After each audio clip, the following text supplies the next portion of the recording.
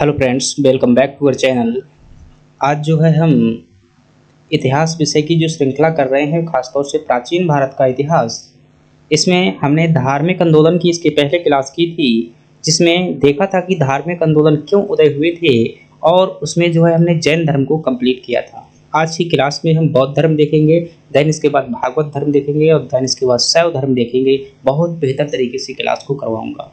चलिए क्लास की शुरुआत करते हैं। दोस्तों, आपसे रिक्वेस्ट है, यदि आपने अभी तक हमारे चैनल को सब्सक्राइब नहीं किया है और आपको क्लास देखने के बाद में यदि कुछ लाभ होता है और आपको लगता है कि निश्चित रूप से इसमें मेहनत की गई है, तो आप निश्चित रूप से हमें सपोर्ट करिएगा और चैनल को सब्सक्राइब कीजिएगा, वीडियो को लाइक कीजिएगा। यकीन मानिए, जब आप एक छोटा सा भी कमेंट करते हैं और उसका कमेंट जो है आपका पॉजिटिव होता है और उसमें कहीं ना कहीं ये लिखा होता है कि मतलब आपकी मेहनत एक सकारात्मक दिशा में है, या कहीं ना कहीं शब्द का हिंट होता है, बहुत अच्छा लगता है, बहुत अच्छा मोटिवेशन मिलता है। प्लीज़, उसमें कोई आपका चार्ज नहीं लगता है। ज़रूर इस प्रकार की जो है कहीं ना कहीं हमारा सहयोग कीजिएगा। चलिए क्लास की शुरुआत करते हैं। फ्रेंड्स से हम बात करते हैं बौद्ध धर्म की। और बौद्ध धर्म दोस्तों, मैंने पिछली क्लास में समझाया था कि वैदिक धर्म के खिलाफ में जो है 64 प्रकार के नवीन संप्रदायों का उदय हुआ था। कितने प्रकार के? एक मिनट, हम पेन सेलेक्ट कर लें थोड़ा सा। जो आपके जो है यहाँ पर 64 प्रकार के नवीन संप्रदायों का उदय हुआ था। किसके खिलाफ में? जो वैदिक धर्म था वह अतिवादी धर्म हो गया था, जिसमें विशेष तौर से 800 से लगा करके 600 ईसा पूर्व का समय था। वो समय जो दोस्तों अतिवादी दृष्टिकोण वाला था, इसलिए वहाँ पर जो है क्षत्रियों द्वारा भी विरोध किया गया और शूद्र वर्ण ने तो विरोध किया ही, वैश्य धर्म द्वारा ही विरोध किया गया, क्योंकि बहुत प्रकार के बंधन लग चुके थे।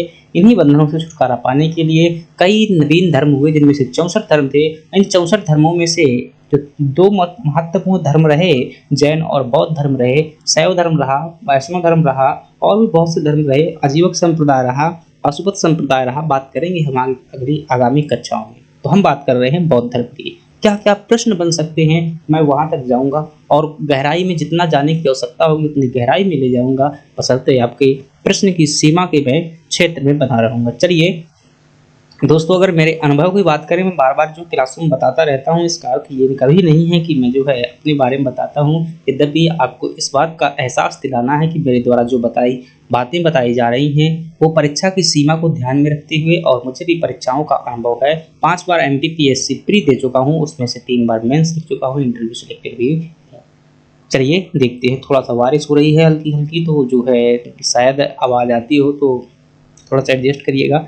चलिए बात करते हैं। आपसे प्रश्न सीधा सा पूछा जाता है कि बौद्ध धर्म के संस्थापक कौन है, तो आपका जवाब दोस्तों क्या होगा कि जो गौतम बुद्ध थे, गौतम बुद्ध बौद्ध धर्म के संस्थापक थे। ये आपका सीधा सा एक प्रश्न हो सकता है। अगली अगर बात की जाए यहाँ से क्या हो सकता है दोस्तों, ये हालांकि आपसे कभी थोड़ी बड़ी परीक्षाओं में पूछा जा सकता है, लेकिन समझने के लिए काफ़ी इंपॉर्टेंट है और मेंस में पूछा गया है। MPPCS मेंस में ऐसा प्रश्न आ चुका है कि आखिर बौद्ध धर्म जो है, ये बौद्ध धर्म लोकप्रिय क्यों हो गया? 64 प्रकार के धर्म उदय हुए थे, इनमें से जो है हालांकि जैन धर्म भी हुआ, लेकिन इसकी तुलना में कम था। क्यों? क्या कारण था? तो पहला कारण था दोस्तों समस्या। अगर किसी व्यक्ति की समस्या का समाधान कहीं मिल रहा हो तो आप कहाँ जाएंगे? समाधान के पास जाएंगे ना। तो बहुत से लोगों को समस्या हो चुकी थी, किस कारण से? धार्मिक कर्मकांडों से। उनका जीवन का जो एक बहुत बड़ा हिस्सा जो है उसमें जा रहा था, तो उससे जो है निजात पाने के लिए यहाँ पर क्या किया? बौद्ध धर्म में जो दोस्तों मध्यम मार्ग की चर्चा की गई है कि अतिवादी दृष्टिकोण अपनाने की जरूरत नहीं है, मध्यम मार्ग का चयन कीजिएगा, आप सफल हो जाएंगे, और वही रास्ता दिखाया गया। तो बहुत से लोग क्या हो गए, यहाँ की ओर आ गए। दूसरा कारण क्या हो सकता है दोस्तों? जन भाषा का बौद्ध धर्म द्वारा प्रयोग किया गया। कौन सी भाषा का? जन भाषा का। जन भाषा का मतलब ऐसा है, प्राकृतिक भाषा से है। अभी भी नहीं समझ पाए हैं तो और अच्छे समझिएगा कि जो लोगों में लोकप्रिय भाषा थी, जैसे कि हम भारतवासी हैं, यहाँ पर कोई अगर अमेरिकन लैंग्वेज, इंग्लिश लैंग्वेज छोड़ेगा तो क्या उसे बहुमत प्राप्त हो पाएगा? कभी नहीं हो पाएगा। इसलिए आप देखेंगे नेता लोग जो हैं उत्तर भारत में हमेशा हिंदी में ही भाषण देंगे, चाहे इंग्लिश के वो मास्टर हों या PhD होल्डर हों, तो क्यों जनभाषा का बहुत बड़ा महत्व होता है दोस्तों। भाषा जो है हमारे जो मतलब मन मस्तिष्क से लगाव का एक कारण होता है। अगर हमारी भाषा में कोई बात करता है तो हमें अच्छा लगता है। कभी विदेशों में जाकर देखिएगा, बड़े बड़े शहरों में जाकर देखिएगा, अगर हिंदी में कोई बात करता है तो आपको अच्छा लगेगा। तो ये दूसरा कारण है। इसी प्रकार से बौद्ध धर्म ने क्या किया, लोगों की भाषा को अपनाया, जो अपने मतलब उपदेश दिए किसमें दिए, प्राकृतिक भाषा में दिए। और तीसरा कारण हो सकता है कि दोस्तों वर्ण व्यवस्था, इसका जो है तीसरा कारण बड़ा एक कारण था कि वर्ण व्यवस्था में जो वैदिक काल में चलती थी उसमें बहुत बड़ा ऊंच नीच का भेदभाव किया जाता था और इसमें जो है सभी को समान स्थिति दी गई थी। चौथे कारण कह सकते हैं इसमें महिला और शूद्रों का जो सुधार हुआ इसी में आप शामिल कर सकते हैं। चौथा कारण कह सकते हैं, एक महत्वपूर्ण कारण है दोस्तों कि राजकीय संरक्षण। क्या? राजकीय संरक्षण। अभी ये बात करूंगा कि कौन कौन से राजाओं द्वारा संरक्षण दिया गया, चाहे वो अशोक हो, चाहे वो अजात शत्रु हो। उसके समय पर जो है दूसरी बौद्ध संगीति हुई थी। अशोक हो गया, अजात शत्रु हो गया, सॉरी अजात शत्रु कह रहा हूँ भाई, क्या दिमाग को हो गया, कालाशोक हो गया, कालाशोक के समय पर दूसरी संगीति हुई थी। कनिष्क हो गया, हर्षवर्धन हो गया। ये जो बड़े बड़े शासक थे इन्होंने क्या दिया है, बौद्ध धर्म का संरक्षण किया। ये सभी कारण थे जिनके कारण बौद्ध धर्म क्या हो गया, लोकप्रिय हो गया। चलिए अब अन्य फैक्टरों की बात करते हैं। आपसे दोस्तों गौतम बुद्ध को लेकर के कई बार प्रश्न पूछा जाता है, उनसे जीवन से जुड़े स्थान वगैरह इनसे जो है प्रश्न आपसे बार बार पूछे जा रहे हैं। चलिए बात करते हैं, एक सेकंड रुकिएगा।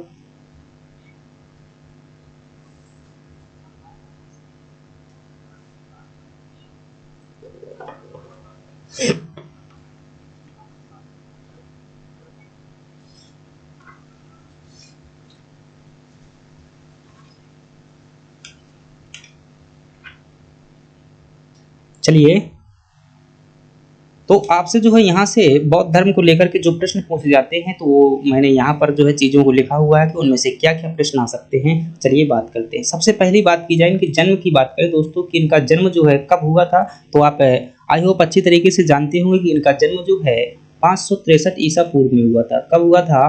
563 बीसी में हुआ था। किस स्थान पर हुआ था दोस्तों? ये लुम्बिनी नामक स्थान पर हुआ था। यह लुम्बिनी नामक स्थान कहाँ पड़ता है जी? ये वर्तमान में जो है नेपाल में पड़ता है। कहाँ पड़ता है भाई? नेपाल में पड़ता है। दूसरी बात करें कि इनके पिताजी का नाम क्या था, तो फ्रेंड्स अगर इनके पिताजी का नाम पूछा जाए तो इनके पिताजी का नाम जो हुआ करता था शुद्धोधन हुआ करता था। क्या होता था? शुद्धोधन जो है, शुद्धोधन इनके पिताजी का नाम था। और यह शाक्य गणराज्य से संबंधित क्षत्रिय वर्ण के अंतर्गत आता है। जैन धर्म भी क्षत्रिय वर्ण से थे जो कि ज्ञात्रिक शाखा से संबंधित थे। राजा हुआ करते थे, राजा के पुत्र थे। इनकी माता की अगर बात की जाए कि ये जो गौतम बुद्ध थे इनकी माता का नाम क्या था, तो महाप्रजापति गौतमी जो थी इनकी माता थी। महामाया, महामाया कहते भाई जो है इनकी माता का नाम क्या था? महामाया देवी जो है इनकी माता का नाम था। वैशाख पूर्णिमा को जन्म हुआ था, काफी महत्व है कि भाई वैशाख पूर्णिमा का। तो इनके बचपन का नाम क्या था दोस्तों? गौतम बुद्ध के जो बचपन का नाम था आप जानते हैं बहुत अच्छे तरीके से कि इनके बचपन का नाम जो था सिद्धार्थ था। यह क्या करते हैं दोस्तों, इन्हें जो है समाज की समस्या, ये एक बार जो है जीवन भ्रमण के लिए निकलते हैं। कहानी लंबी है, मैं कहानी जो है शॉर्ट में बता देता हूँ कि इन्हें 4 दृश्य देखने को मिलते हैं। उन दृश्यों में एक देखते हैं बूढ़ा व्यक्ति देखते हैं, एक भिखारी देखते हैं, एक संत देखते हैं और एक ऐसा मतलब रोगी देखते हैं और एक मुर्दा जा रहा होता है। 4 दृश्य देखते हैं। तो ये कौन कौन से दृश्य देखते हैं? एक जो है मतलब कोई मर चुका था तो उसका जो लिए जा रहे थे, एक दृश्य देखते हैं संत का दृश्य देखते हैं, एक दृश्य देखते हैं ये वही रोगी का दृश्य देखते हैं, रोगी हो गया, संत हो गया, और एक और कोई मतलब देखते हैं। सभी में देखते हैं कि इनमें जो है क्या भाई, बहुत रोगी है तो दुख से करा रहा है, मतलब इसमें देखते हैं कि एक दिन व्यक्ति को मर जाना है। लेकिन संत को देखते हैं तो क्या कहते हैं भाई, बड़ा खुशी व्यक्ति, उसको दुनियादारी से कोई मतलब ही नहीं है। तो इस संत के जीवन को कहीं ना कहीं मन ही मन में चयन कर लेते हैं। और फिर रात के एक दिन क्या हो जाता है, ये अपनी 29 वर्ष की अवस्था में जो है गृह त्याग करके निकल जाते हैं। और इनकी जो एक बच्चा हुआ करता था, पत्नी हुआ करती थी, छोड़ करके चले जाते हैं। जब तक ज्ञान प्राप्त नहीं हुआ तब तक तपस्या करते रहते। इनका पुत्र हुआ करता था, और इनके पुत्र का नाम क्या था फ्रेंड्स? जो राहुल इनके पुत्र का नाम हुआ करता था। इनके शिष्य भी थे दोस्तों। महत्वपूर्ण शिष्यों में बात करें तो आनंद का नाम आता है और उपाली का नाम आता है। आनंद और उपाली जो है इनके 2 महत्वपूर्ण शिष्य हुआ करते थे। प्रिय घोड़े का नाम पूछा जाए तो इनके प्रिय घोड़े का नाम क्या था? कंथक इनके प्रिय घोड़े का नाम हुआ करता था। इनके दोस्तों गुरु का नाम बात करें, जिन्होंने सांख्य दर्शन की शिक्षा दी हुई थी, इनके गुरु का नाम था अलार कलाम, जो है इनके गुरु का नाम हुआ करता था। प्रथम उपदेश की बात करें दोस्तों, प्रथम उपदेश जो इन्होंने दिया था सारनाथ में दिया था। ये उन्हीं लोगों को दिया था जो इनके लोग जो है साथ छोड़कर चले गए थे। और इसे क्या कहा जाता है, जब उन्होंने अपना उपदेश दिया, इसे धर्म चक्र प्रवर्तन कहा जाता है। धर्म चक्र प्रवर्तन कहा जाता है। दोस्तों नोट्स बनाइएगा तो इसी प्रकार से सिर्फ शब्द लिखिए और वो लिखिए, बाकी भाषा लिखने की जरूरत नहीं है। अगर आपको पीडीएफ चाहिए तो कमेंट बॉक्स में बता सकते हैं, मिल जाएगा। वैसे मैं डिलीट कर देता हूँ भाई, मेरे पास मेमोरी कम है, लेकिन यदि आप कमेंट बॉक्स में जल्दी ही बता देंगे तो मिल जाएगा। महापरिनिर्वाण की बात करें, ये महापरिनिर्वाण जो है, महापरिनिर्वाण का मतलब क्या है दोस्तों, इनमें जो है मृत्यु के बाद जो मतलब मर जाना सीरियस समझिएगा। तो महापरिनिर्वाण कहाँ हुआ था दोस्तों? कुशीनगर में हुआ था। कहाँ हुआ था? कुशीनगर में। मोस्ट इंपॉर्टेंट स्थान है, आपसे कई बार परीक्षा में पूछा जा चुका है। कुशीनगर कहाँ? उत्तर प्रदेश में स्थित है और ये महापरिनिर्वाण से संबंधित है। चलिए अगली बात करते हैं कि और इनसे क्या प्रश्न पूछे जा सकते हैं। और दोस्तों बात करें, आप समझिएगा इनसे जो 3 स्वर्णिम मार्ग इन्होंने कौन कौन से बताए हैं बौद्ध धर्म के अनुसार, जो 3 स्वर्णिम मार्ग हैं वो कौन कौन से हैं? फ्रेंड्स समझिएगा, 3 स्वर्णिम मार्ग हैं इनकी, प्रज्ञाशील समाधि। मोस्ट इंपॉर्टेंट है, एमपीपीएससी में 3 नंबर का प्रश्न भी आ चुका है ये, कि बौद्ध धर्म के अनुसार 3 स्वर्णिम मार्ग कौन से हैं। प्रज्ञा मतलब दोस्तों कहीं ना कहीं आपके जो है मन मस्तिष्क से जुड़ा हुआ है, दिमागी मतलब बौद्धिक स्तर को प्रतिनिधित्व करता है। किसको? ये बौद्धिक स्तर को प्रतिनिधित्व करता है। जो आपका ये सील है ये आपके आचरण को प्रतिनिधित्व करता है। क्या करता है? आचरण को, कि आपका आचरण कैसा होना चाहिए। और इनको ठीक करने के लिए भी ये बात करते हैं हम आगे। समाधि जो है दोस्तों कहीं ना कहीं मन की एकाग्रता को जिससे जो है आपके संबंधित है। तो ये 3 चीजें हैं, ये 3 स्वर्णिम मार्ग है। इन्हें जगह अपनाते हो तो क्या है, जीवन सफल हो जाएगा। और इन्हें अपनाने के लिए आपको थोड़ा सा और डिटेल में जाएंगे तो अष्टांगिक मार्ग मिल जाएंगे, इन्हीं से जो है अष्टांगिक मार्ग जुड़े हुए हैं। प्रज्ञा के अंतर्गत कौन कौन चीजें उन्होंने बताई है कि अगर आप अपनी प्रज्ञा मतलब बौद्धिक स्तर ठीक करना चाहते हैं तो इसके लिए आपके ऊपर क्या है, सम्यक दृष्टि होनी चाहिए। सबसे पहले जो आप नजरिया, दृष्टि का मतलब क्या होता है? देखना। सम्यक का मतलब क्या होता है? अच्छा। तो जो आप देखते हैं तो उसमें अच्छा और बुरा की पहचान कीजिए और बुरी बातों का त्याग कीजिए और अच्छी बातों को ग्रहण कीजिएगा। सम्यक संकल्प इसमें दूसरा आता है प्रज्ञा को ठीक करने के लिए। तो सम्यक दृष्टि और सम्यक संकल्प, मतलब कि संकल्प का मतलब क्या है कि एक कर्ण करना, एक किसी चीज को कर्तव्यबद्ध के रूप में स्वीकार करना। तो ये क्या है, आपकी प्रज्ञा के अंतर्गत 2 तत्व आते हैं। इससे आपकी प्रज्ञा जो है सही हो जाएगी और प्रज्ञा सही हो जाएगी तो ये आपका अच्छा मार्ग होगा। बात करें सील जो है दोस्तों, सील के अंतर्गत 3 चीजें आपको जो है गौतम बुद्ध जी ने बताई हुई है। सम्यक वाक मतलब कि एक अच्छी अपनी वाणी होना चाहिए। मन वचन कर्म से, मन से और वचन से मतलब वचन से आपको जो है गलत शब्दावली का प्रयोग ना हो, हिंसा ना हो। और ऐसा वही को जाए, कबीर की ऐसी वाणी बोलिए मन का आपा खोए, औरों को शीतल करे आपो शीतल हो। सम्यक कर्म करिए और सम्यक आजीविका का निर्वहन कीजिएगा।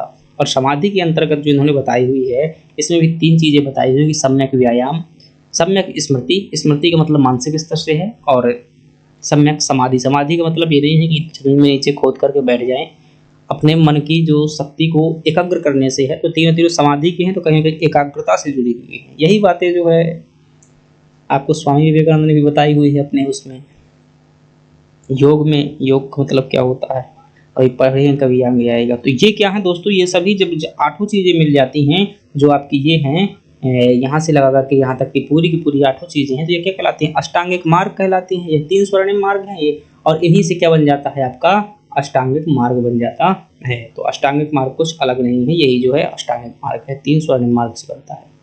चलिए आगे बात करते हैं। और जो अगली बात है दोस्तों, आपसे पूछा जाएगा त्रिपिटक के बारे में कि त्रिपिटक क्या है। तो बौद्ध धर्म में दोस्तों जो 3 ये पिटक क्या हैं जो ग्रंथ से संबंधित है, यूँ मानिएगा ये बौद्ध धर्म के 3 महत्वपूर्ण ग्रंथ हैं। चलिए देखते हैं कौन कौन से हैं त्रिपिटक आपसे पूछा जाए। एक है आपका विनय पिटक, एक है आपका सुत्त पिटक, पहला हो जाएगा आपका विनय पिटक, दूसरा हो जाएगा आपका अभिधम्म पिटक और तीसरा हो जाएगा आपका सुत्त पिटक। दोस्तों बहुत महत्वपूर्ण है, आपसे पूछे जाते हैं कि त्रिपिटक में कौन कौन शामिल है। और बात करें इसके अंदर क्या क्या है दोस्तों, विनय पिटक की बात करें कि जो संघ होता था बौद्ध धर्म का, जो क्या होता था, संघ होता था, उन संघ में कौन कौन से नियम होते थे वो किसमें शामिल है, विनय पिटक में जो है ये शामिल है। तो संघ के नियम किसके अंतर्गत आते हैं? आपकी विनय पिटक के अंतर्गत आते हैं। और तीनों पिटकों में सबसे छोटा पिटक कौन सा है? आपका विनय पिटक है। आपसे बात करें कि अवधम्य पिटक किस चीज से संबंधित होता था, तो जो बौद्ध धर्म के आध्यात्मिक विचार हैं गौतम बुद्ध जी के, उनका संकलन कहाँ देखने को मिल जाता है फ्रेंड्स? हमें अवधम्य पिटक के अंतर्गत देखने को मिल जाता है। सुप्त पिटक के अंतर्गत बात करें तो तीनों पिटकों में क्या है? सबसे बड़ा है और इसमें जो है गौतम बुद्ध जी के उपदेश देखने को मिल जाते हैं। ये चीजें जो है आपको याद कर लेनी है। खासतौर से ये प्रश्न आपसे पूछा जाता है कि इनके उपदेश जो है किसमें देखने को मिलते हैं? विनय सुत्त पिटक में देखने को मिलते हैं। विनय से ऐसे देखिए, विनय नियम, नियम थोड़ा सा गलत लिखा हुआ है, नियम, तो नियम विनय से मतलब नियम पूर्वक रहने से विनय आती है, सर याद कर लीजिएगा। तो ये क्या है आपका त्रिपिटक, समझ में आया। चलिए अगली बात करते हैं। अब दोस्तों पूछा जाए कि बौद्ध धर्म के त्रिरत्न कौन से थे? देखिए 3 स्वर्णिम मार्ग देखिए, अब त्रिपिटक देख रहे हैं, अब क्या देख रहे हैं? त्रिरत्न देख रहे हैं। इन त्रिरत्नों में दोस्तों बात की जाए तो कौन कौन से 3 रत्न है बौद्ध धर्म के? 3 रत्न कौन है? पहला है स्वयं गौतम बुद्ध है, दूसरा है उनका संघ है, और तीसरा है जो उनका धर्म है। तो ये 3 क्या है आपके बौद्ध धर्म के त्रिरत्न है। चलिए अगली बात करते हैं। और फ्रेंड्स बौद्ध धर्म में अगर आगे बात करेंगे तो आपसे पूछा जाता है कि बौद्ध धर्म के 4 आर्य सत्य कौन कौन से हैं? इसमें आप क्या बताएंगे कि पहला आर्य सत्य है, मतलब जो जीवन का अटल सत्य है वही क्या है? आर्य सत्य है। तो पहला उनका आर्य सत्य है कि दुख है। और गौतम बुद्ध जी कहते हैं इस संसार में दुख ही दुख है। कोई के पास में भाई हाथी है तो मांग करता है हवाई जहाज होना चाहिए, कोई के पास में 10 रुपये है तो मांग करता है अगर 500 हो जाए तो यार बन जाए। मतलब उसे दुख ही दुख रहा जाता है। छोटा उद्योगपति तो सोचता है कि बड़ा उद्योग हो जाए, बड़ा उद्योगपति तो सोचता है और 4 मेरे उद्योग हो जाए। जीवन में दुख ही दुख है। और दूसरा वो कहते हैं कि भाई दुख का कारण है, दुख का कारण है। और तीसरा क्या कहते हैं कि दुख को रोका भी जा सकता है। और चौथा क्या कहते हैं? दुख रोकने का रास्ता भी बताते हैं, वो रास्ता कौन सा है। तो दुख का कारण उन्होंने जो है इच्छा को बताया हुआ है। किसको बताया है? तृष्णा को बताया है। दुख का कारण किसको बताया है? तृष्णा को बताया है। तृष्णा का मतलब ही होता है इच्छा। इच्छा जो होती है वही क्या है? दुख का कारण है। और इसका जो दोस्तों इसके विस्तृत व्याख्या अगर आप पढ़ना चाहते हैं तो मेंस का टॉपिक है। हालांकि प्रतीत समुत्पाद कहते हैं, प्रतीत समुत्पाद का सिद्धांत जो है गौतम बुद्ध ने इसके लिए बताया हुआ है कि क्यों जो है किसी चीज़ का कारण होता है। इसमें जो है बहुत संक्षेप में समझाने के लिए कहूँ, इसमें उन्होंने बताया है कि कोई भी कार्य होता है, क्या होता है?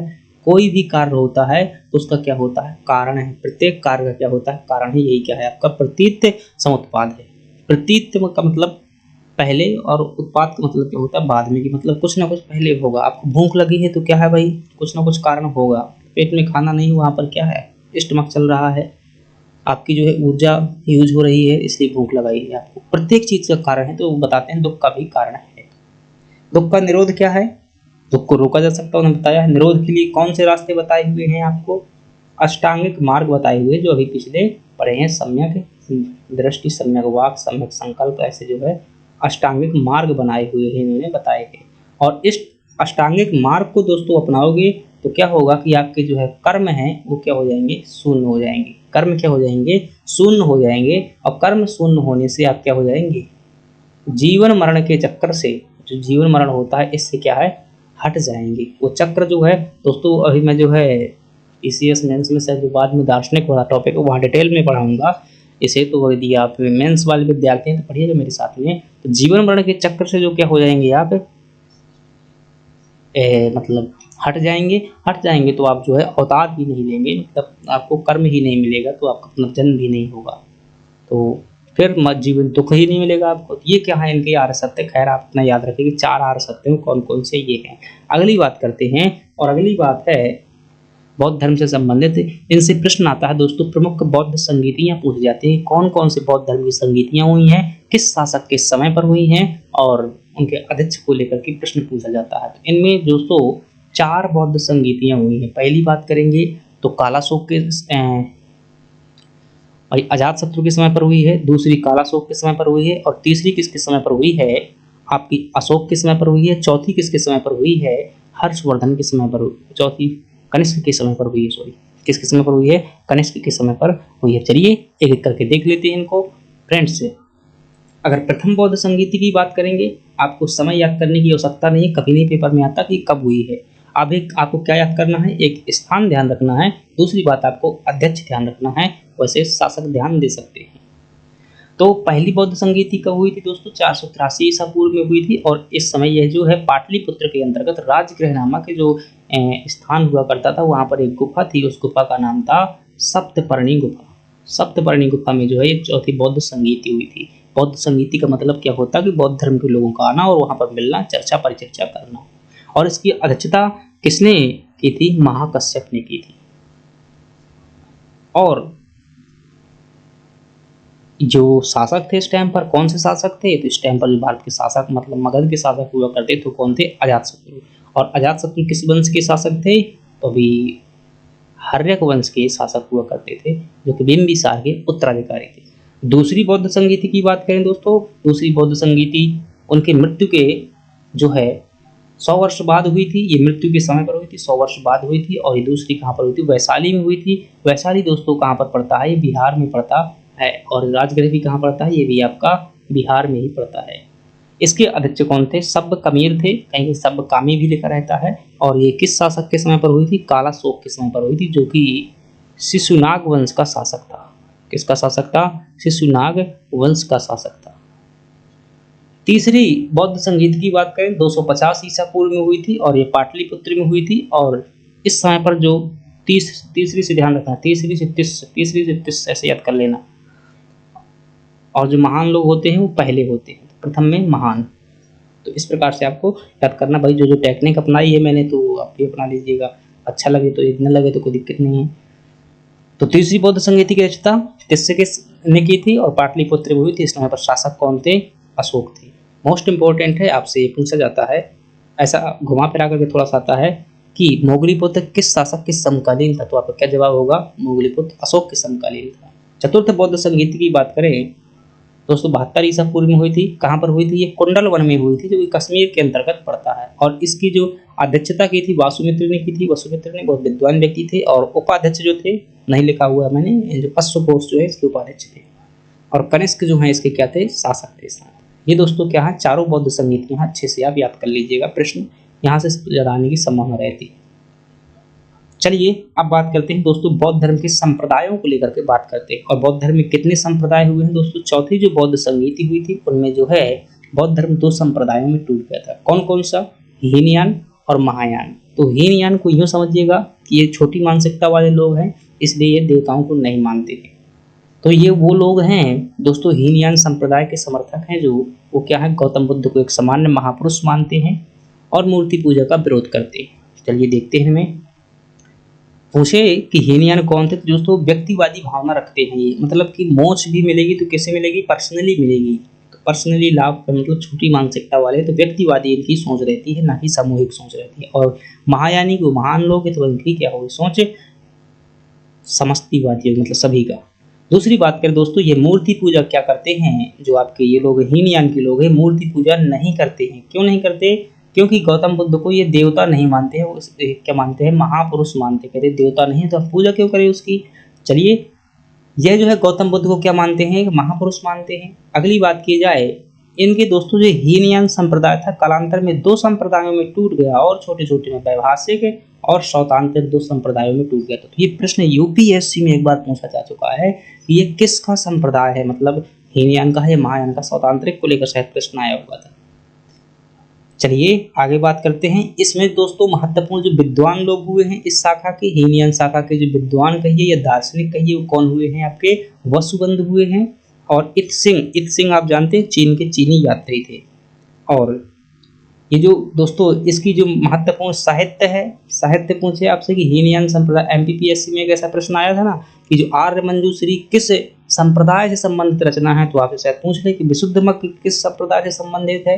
तो ये विशुद्ध मग दोस्तों एक रचना का नाम है, और ये रचना किसने की हुई थी, वसुबंध ने की हुई थी। और अवदान शतक भी क्या है, इसी की रचना है, हीनयान संप्रदाय से। अब बात करें हम महायान की। महायान की बात की जाए दोस्तों, ये समष्टिवादी विचारधारा वाला व्यक्ति, मतलब सभी का उद्धार करने के लिए कार्य करता है, सामूहिक सभी की सोच रहती है। ये मूर्ति पूजा करते हैं। क्यों करते हैं, क्योंकि गौतम बुद्ध को क्या मानते हैं, देवता मानते हैं, इसलिए क्या करते हैं, मूर्ति पूजा करते हैं। इसके विद्वानों में दोस्तों बात करेंगे तो नागार्जुन विद्वान हुए हैं, और इसमें क्या हुए हैं, ह्वेनसांग जैसे विद्वान हुए हैं। प्रज्ञा पारमिता इनका क्या है दोस्तों, सबसे प्राचीनतम ग्रंथ है, मोस्ट इंपोर्टेंट है। आपसे पूछ ली शायद कि प्रज्ञा पारमिता का प्राचीनतम ग्रंथ, या प्राचीनतम नहीं पूछेगा सीधे किस संप्रदाय से संबंधित है, ऐसा पूछ सकता है। इन्होंने जो दोस्तों संस्कृत में ग्रंथ रचना की थी, और इन्होंने जो है पाली में जो है ग्रंथ रचना की हुई थी। इन्होंने पाली में की थी और इन्होंने किसमें की थी, संस्कृत में की थी। ये दोस्तों हीनयान और महायान को लेकर के हमने जो है छोटी सी चर्चा की। चलिए और देखते हैं कुछ बातें इनके जीवन के बारे में। बौद्ध धर्म से संबंधित स्थल दोस्तों, बौद्ध है जो गौतम बुद्ध से संबंधित स्थल है, कहीं जन्म, ये मोस्ट इंपोर्टेंट है, आपसे पूछा जाता है। आपसे पूछा जाए कि लुम्बिनी दोस्तों ये कहाँ पर स्थित है, नेपाल में स्थित है, और ये वो स्थल है जहाँ पर क्या हुआ था, गौतम बुद्ध का जन्म हुआ था। कपिलवस्तु की बात करें तो फ्रेंड्स कपिलवस्तु में जो है शाक्यों ने शासन किया है। शाक्य गणराज्य हुआ करता था। शाक्य क्या था, एक गणराज्य था। तो यहाँ के जो इनके पिताजी थे वो क्या थे, आपके यहीं के थे। कपिलवस्तु की दोस्तों, ठीक है। आगे बात करें श्रावस्ती जो है दोस्तों, आपसे पूछा जाए श्रावस्ती अयोध्या के आसपास स्थित था। आपसे पूछे कि सर्वाधिक उपदेश जो है गौतम बुद्ध ने कहाँ पर दिए हुए थे, सर्वाधिक उपदेश कहाँ पर दिए हुए थे, तो आप क्या बताएंगे, श्रावस्ती में दिए हुए थे। आपसे पूछे कि गौतम बुद्ध ने प्रथम उपदेश कहाँ पर दिया था, प्रथम उपदेश कहाँ पर दिया था, तो आपका जवाब क्या होगा, सारनाथ में दिया था। आपसे पूछे कि गौतम बुद्ध को जो है ज्ञान प्राप्ति कब हुई थी, क्या पूछे आपसे, ज्ञान प्राप्ति को लेकर के प्रश्न पूछे तो आपको कहाँ हुई थी, बोध गया में हुई थी। और दोस्तों बोधि वृक्ष जो है इनके ज्ञान का प्रतीक माना जाता है। और बोधि वृक्ष को किसने करवा दिया था, आप जानते हैं कि बंगाल के जो गौंड वंश के शासक हुआ करते थे जिनका नाम था क्या, शशांक ने जो है बोधि वृक्ष करवा दिया था। ये वर्तमान में जो है बोध गया स्थान कहाँ पड़ता है, बिहार राज्य में पड़ता है। फ्रेंड्स से बात करें कुशीनगर, तो कुशीनगर ये वो स्थल है जहाँ पर गौतम बुद्ध को क्या हुआ था, निर्वाण, महापरिनिर्वाण की प्राप्ति हुई थी, यानी कि मृत्यु हुई थी, महापरिनिर्वाण की प्राप्ति हुई थी। तो फ्रेंड्स ये क्या थे, भगवान बुद्ध से संबंधित जो है महत्वपूर्ण स्थल। अब दोस्तों इनसे एक प्रश्न और आता है कि पूछ लेता है कौन से विद्वान द्वारा कौन सी रचना की है। तो मैंने सभी जितने बौद्ध धर्म के विद्वान हुए हैं वो एक साथ लिख दिए हैं, जिनसे पूछने की जो है आपसे कुछ संभावना रहती है। तो जो अश्वघोष को लेकर के आपसे प्रश्न पूछा जाता है, हालांकि हम शासकों के साथ में पढ़ेंगे, लेकिन चूंकि बौद्ध धर्म पढ़ रहे हैं तो भाई अधूरा नहीं पढ़ते हैं। मैं कभी भी जो है दोस्तों मुझे समय लग जाता है पढ़ाने में, लेकिन मैं कंटेंट पूरा पढ़ाता हूँ, पूरी कोशिश करता हूँ कि जो है प्रश्न नहीं छूटना चाहिए। क्योंकि भाई साहब मैं वो व्यक्ति हूँ जो एक नंबर का महत्व जानता हूँ। 3 से 3 बार मेरा सिलेक्शन एक नंबर से रुका है। कभी कभी बहुत नफरत में हो जाता हूँ कि भाई, तो चलिए खैर वो व्यक्तिगत मामला है। तो अश्वघोष जो है आप कोशिश कीजिएगा कि भाई जो भी चीज़ें करें पूरी करें, जितना भी कोशिश हो सके। हालांकि पूरा तो नहीं पढ़ा जा सकता है, लेकिन जितना समानता किताबों में देखने को मिल जाता है, तो हर बात है, हर जीवन में जो है जानने की इच्छा रखिएगा, हमेशा ही जो है उसके बारे में जानिएगा। अश्वघोष की बात करें दोस्तों, ये कनिष्क के समय जो है, इधर कनिष्क बोल रहा हूँ भाई, हाँ कनिष्क, जो कुषाण वंश के शासक थे, कनिष्क के समय पर थे। ये जो है दोस्तों जो चौथी बौद्ध संगीति हुई थी उसके क्या रह चुके हैं, उपाध्यक्ष भी रहे हैं अश्वघोष, और जो वासुमित्र थे उसके अध्यक्ष थे। इनकी जो अश्वघोष की रचना है दोस्तों वो कौन सी है, तो आपको पता होना चाहिए कि बुद्ध चरितम जो है, इन्होंने जो महत्वपूर्ण रचना लिखी थी, बुद्ध के चरित्र के बारे में बताया हुआ है। बुद्ध चरितम ये जो है इनकी रचना बहुत महत्वपूर्ण है, कई बार जो है आती है, स्टैटिक जीके में पूछ लेते। बुद्ध चरितम किसकी रचना है, तो आप क्या बताएंगे, अश्वघोष की। नागार्जुन को दोस्तों आप ध्यान रखिएगा, ये बौद्ध विद्वान हुए हैं, और इन्हें जो है भारत का क्या कहते हैं, आइंस्टीन कहते हैं, आइंस्टीन कहते हैं। और आपसे पूछे इनका महत्वपूर्ण कार्य क्या है, इन्होंने दोस्तों शून्यवाद का प्रतिपादन किया था, शून्यवाद का प्रतिपादन किया था। दोस्तों शून्यवाद जो है गणित वाला शून्य नहीं है, ये थोड़ा सा दार्शनिक शून्य है। जो मानिए इन्होंने कहा कि संसार जो है अंतिम रूप से शून्य ही है, मतलब कि उसका महत्व नहीं है। आप बताइए आपका महत्व है क्या भाई, जो आप कार्य कर रहे हैं, जो मतलब बहुत बड़ी उपलब्धि हासिल की है, बहुत बड़े महल बनवाए हैं, घर बनवाए हैं, बहुत बड़ी बंगला गाड़ी भवन खरीदे हुए हैं, बहुत पैसा है, क्या है उसका महत्व, भौतिक संपत्ति है, मरने के बाद जो है आपका महत्व नहीं होगा। तो वही लाइन है कि सब जन मुझे से पाते हैं, सब लौट मुझे में आते हैं। ये जो कृष्ण जी की लाइन है वो थोड़ी रहने दीजिए। नागार्जुन के बारे में आपको 2 बातें याद रखना है, सिलेक्शन लेना है। अगली बात करें इसके बारे में, अगली जो हम बात करते हैं वो करेंगे असंग और पशु बंधु के बारे में बात करते हैं। दोस्तों ये दोनों क्या थे, भाई थे। असंग और जो वसुबंधु थे, ये दोनों के दोनों क्या थे, भाई थे। और यह जो है पंजाब से संबंधित थे। कहाँ संबंधित थे, ये पंजाब राज्य से संबंध मतलब पंजाब साइड से संबंधित थे। उस टाइम पर राज्य नहीं हुआ करते थे। इन्हें किस लिए जाना जाता है दोस्तों, जो आपका वो है क्या है भाई, एक पिटक है जिसका नाम है अभिधम्म घोष।